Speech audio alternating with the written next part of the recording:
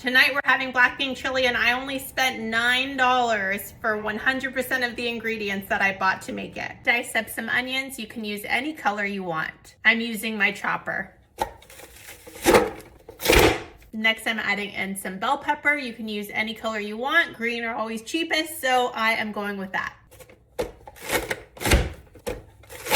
I'm adding in a little bit of neutral high heat oil. Let that heat up for a bit.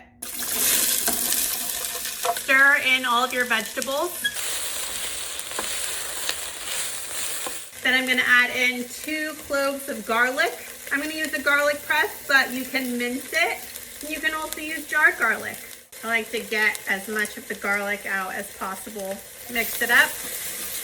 Then add in some diced or crushed tomatoes. This was the only one that they had in a 15-ounce can at Walmart, so that's the one I got. It already has spices in it, but you can either use this or a can of diced or crushed tomatoes.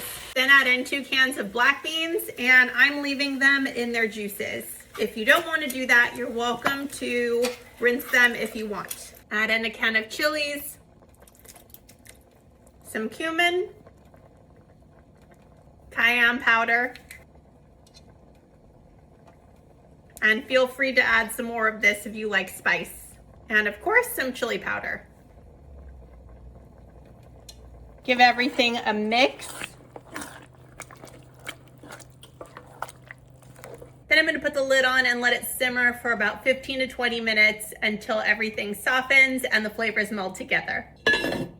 My chili is now done and it looks really, really good. I am going to serve myself up a portion right now.